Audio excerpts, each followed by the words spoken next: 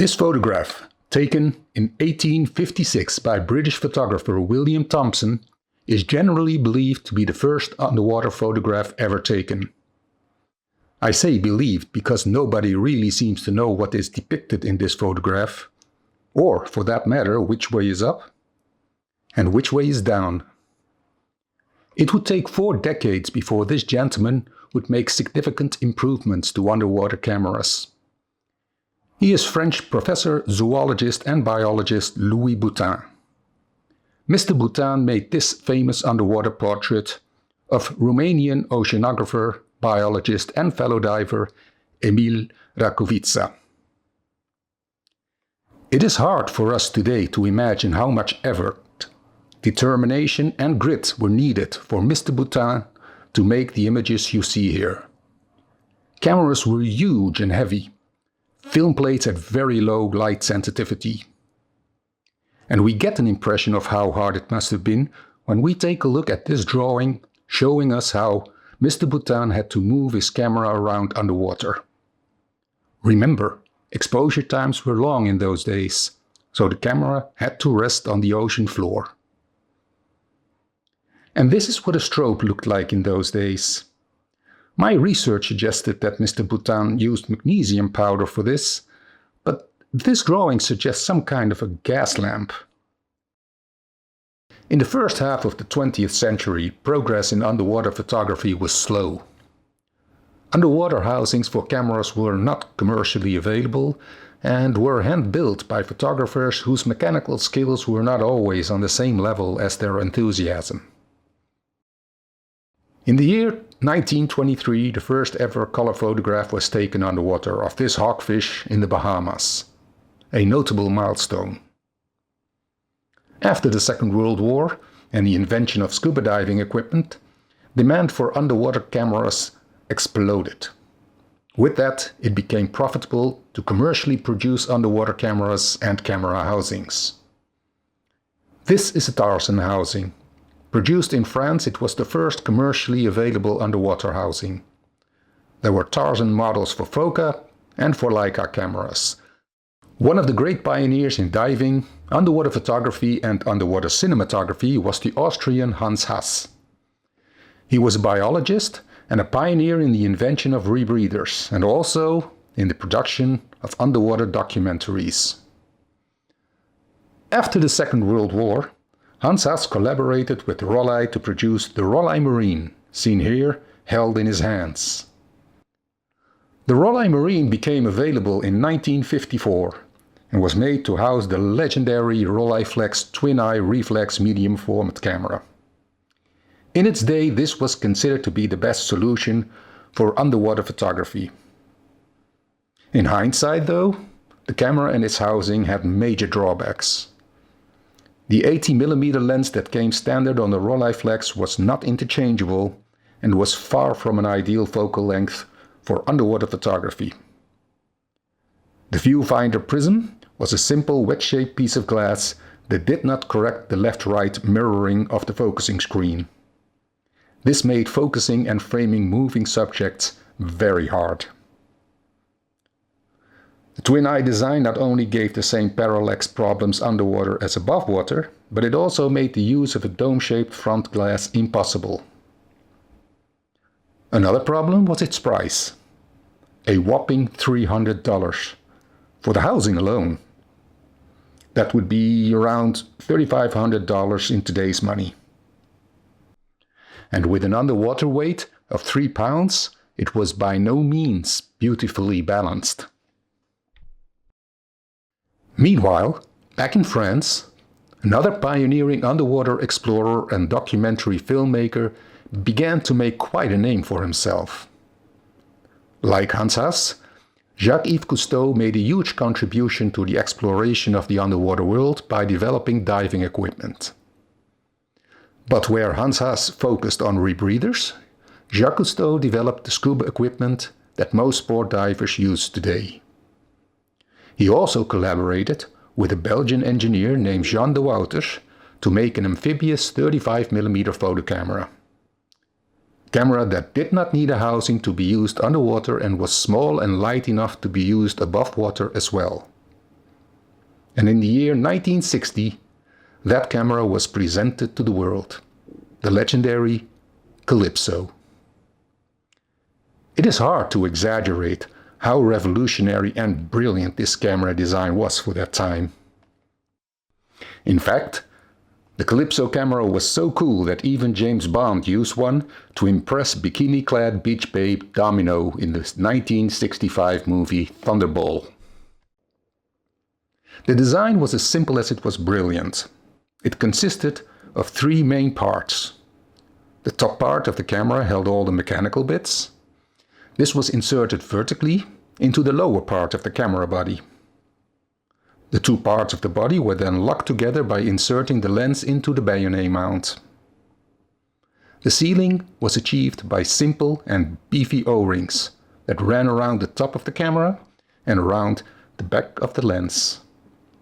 To remove the film, you first had to remove the lens and then use these two levers to press up the top part to overcome the friction of the O-ring. On top of the camera, you can see another unique feature of the Calypso, a combined shutter release and film advance lever. Press it and the shutter is released. When you release the pressure on this lever, it swings forward. Press it all the way in and you cock the shutter and advance the film. Press it again and you take the next picture, and so on.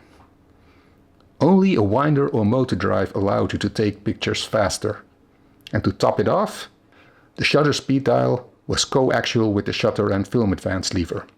So only one opening in the top part of the camera was needed for three separate functions. So, in 1960, the world was introduced to the Calypso. The demand for this camera was so high that the rights to produce it were bought by Nikon.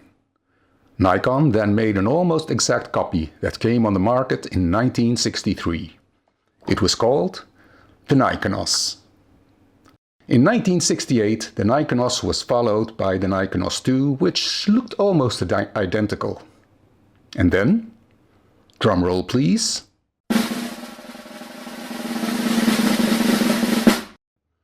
In 1975 we got the Nikonos 3. In my opinion, the best Nikonos that was ever made. It showed significant cosmetic differences with the older models, but the way it was put together and operated was still very much the same, only better. With improved film advance and an extra pin in the flash contact which allowed the use of the newly developed electronic strobes. It was around this time that underwater photographers started hoping that a Nikonos 3 would meet up with a nice Nikon F2, fall in love and produce a mechanical underwater single-lens reflex camera as a baby.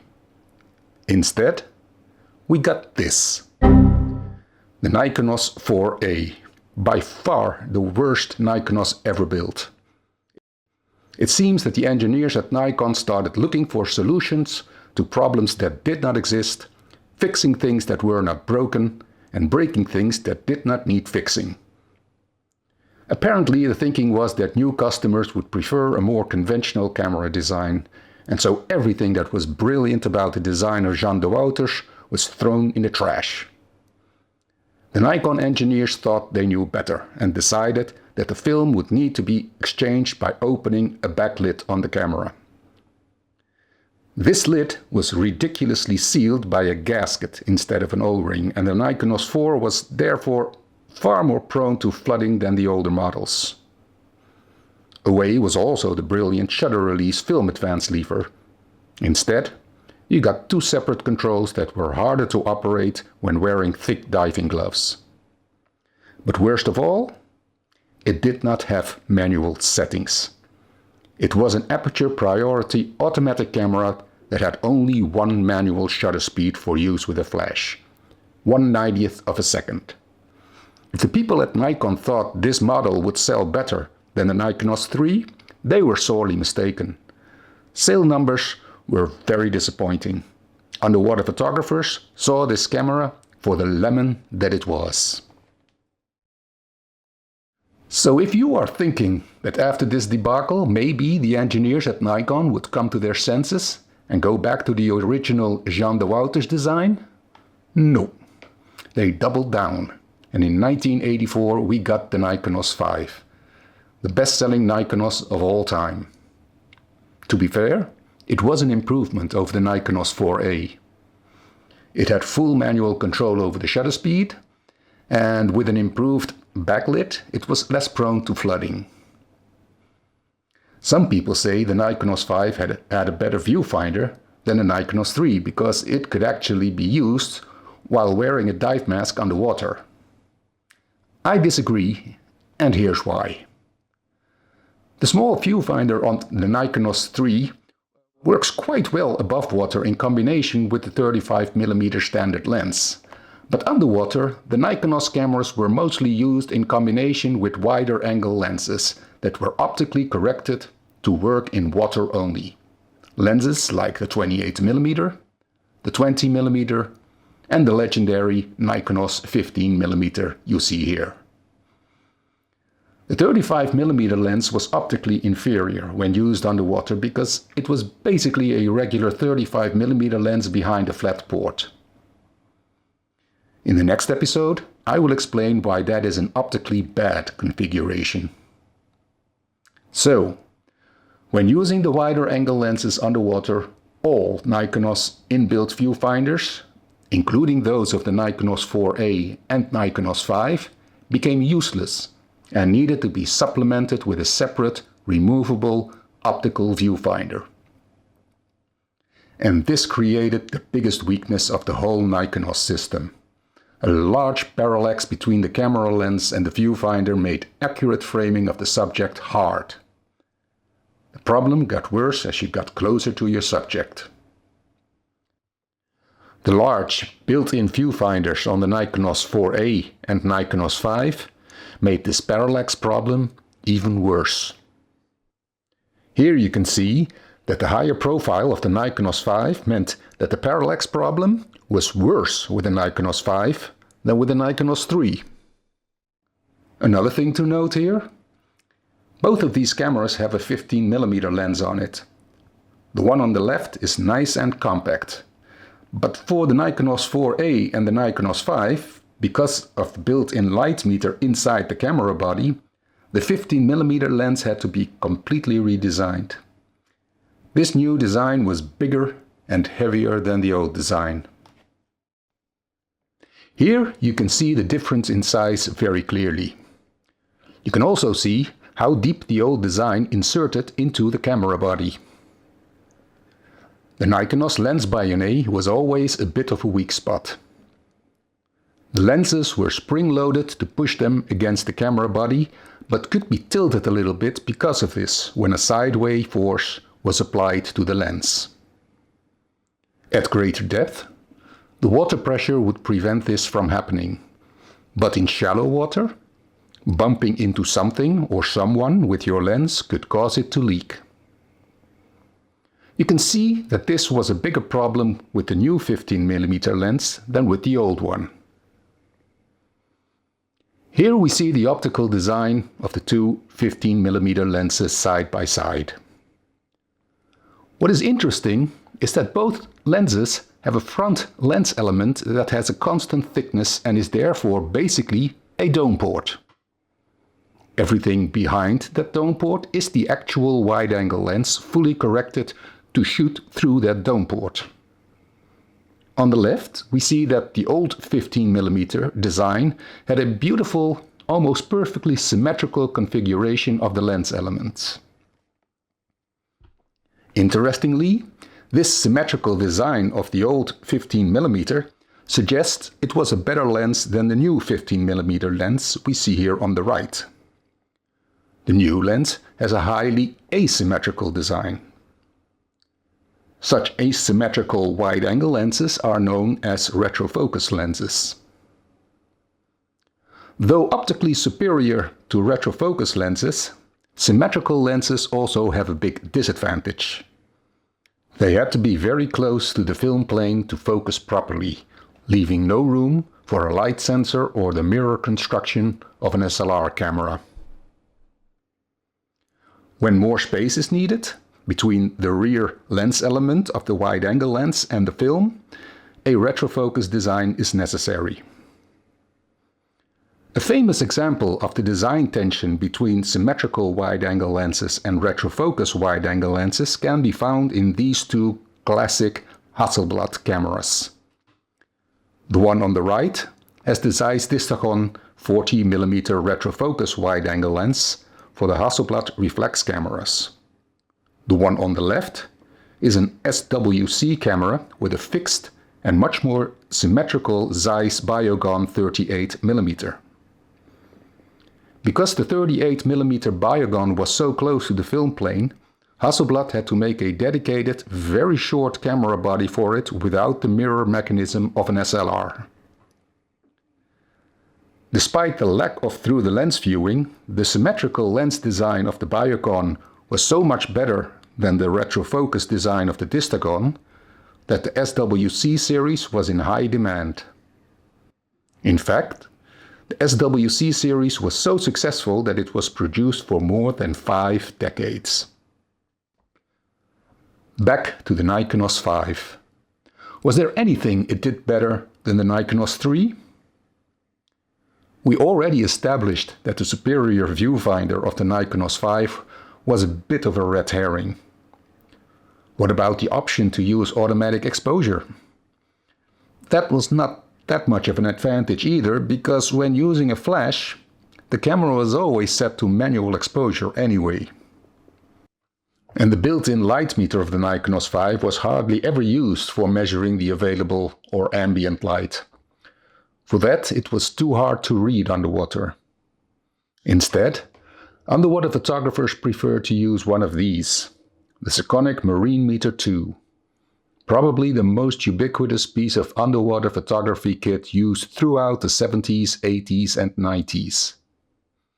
And lastly, the TTL flash control maybe? Well, maybe. Many would have welcomed that feature of the Nikonos 5. I have always preferred the manual power settings on my flash, so it was not for me. And when doing close-up and macro photography with an Nikonos camera, you were always working at a fixed distance to your subject. So manual flash settings were more reliably getting you well-exposed photos than TTL. The TTL tended to overexpose dark objects and underexposed light objects. Manual power settings prevented this problem from occurring. So, for me, if I had to pick between the Nikonos 3 and the Nikonos 5, I would always choose the Nikonos 3. Preferably with the older, compact and symmetrical 15mm lens. And just as underwater photographers had given up all hope for a waterproof SLR, in the year 1992, Nikon dropped this surprise into our lap. The Nikonos RS. At last, a waterproof SLR had been born. Was it what we all had been waiting and hoping for? Well, when you realize this was only a 35mm camera, but it had the size of a Pentax 67 medium format camera, the price of a Hasselblad, and the weight of a brick, you realize that the engineers at Nikon had gotten a little bit carried away with this one. The whole idea of an affordable, compact and lightweight underwater camera had gone out of the window with the RS. And with the RS, a whole new line of excellent but expensive autofocus lenses came along that were all water contact lenses. This meant that the RS could only be used underwater and that the term amphibious no longer applied to this camera. Besides the 28mm lens you see here, there was a sweet 50mm macro lens, an awesome 13mm fisheye lens, and a huge, very expensive zoom lens with a small zoom range, the 20 to 35mm. So how did the Nikonos RS do in sales? Very disappointing to say the least. It was just too damn expensive. And production was stopped after only 4 years, in 1996. To put that into perspective, the Nikonos 5 was produced until the year 2001, 5 years longer. And with that, there came an end to the age of the Nikonos. Though bigger and heavier than the Nikonos 1-5 cameras and optically inferior, many serious underwater photographers still preferred working with housings and single-lens reflex cameras for their flexibility and superior, parallax-free viewfinders that made composing your shots much easier. So as the whole Nikonos saga unfolded and ended, those underwater housings were still being developed and sold all over the world. In Germany, for example, slick housings were produced for newer Rollei single-lens medium format cameras. In Switzerland, René Hügenschmidt established Hugifot. In the United States, Don Giddings created the Nikomar housings that were used extensively on National Geographic expeditions, while Ike Brigham established Ikelite, a company that produced affordable housings made from polycarbonate. In Canada, Aquatica developed what would become a favorite underwater housing for many professional and serious users of the Nikon F-series and Canon F1 cameras. In Japan, CNC was a serious player in all aspects of underwater photography, and Pentax even made a housing for its huge Pentax 67 medium format camera. Not to be outdone, in Sweden, Hasselblad created the most expensive underwater housing of them all for their medium format cameras. Even the Soviet Union joined the party and dazzled the decadent West with slick housings like this one here. At the end of the 90s, the first digital cameras hit the market. In the early 2000s, it was clear that the days of analog photography were about to end. Today, photography with analog film is like a distant memory, but the manufacturers of the housings at the end of the 20th century are still around for the most part. They were able to adapt their housing designs to the new digital cameras. What changed the most is the back of the housings, with the push buttons and the LCD window. But at the front, not much has changed. Just like their analog predecessors, digital cameras still must shoot through either a flat port or a dome port on a housing. Both flat ports and dome ports have optical limitations set upon them by physics. The only fully corrected lenses for underwater use that were ever offered to consumers were those built for the Nikonos system, and to this day they are still the best. That is why you may see this, an old battered 15mm Nikonos lens mounted on a brand new Nordicam housing for a high-end full-frame digital camera like the Sony A1. Or this 13mm fisheye lens from the Nikonos RS line mounted on this high-end ARRI Alexa 35 Nauticam housing. These lenses are still the holy grail when it comes to optical performance underwater. These days you also see more and more wet lenses made by Nauticam. These are wide-angle converters that are optically corrected for use in water in conjunction with a regular lens inside the housing. On this channel I want to take you on a journey that will explore technical and practical considerations when it comes to choosing and using cameras, housings, lenses, ports, strobes and lights for underwater photography and video. I will also share tips on shooting and editing photos and videos. Whether you are a beginning underwater photographer or more advanced, I hope I can offer insights and tricks that you will not find anywhere else here on YouTube. In the next few episodes, I will tell you all you need to know about optics, because we need to start with an underwater camera configuration that can take a sharp picture. I will first show you all you need to know about flat ports. After that, we will take a deep dive into dome ports, how they work, which ones to buy, and how to align them properly. I hope to see you in the next episode. Bye-bye.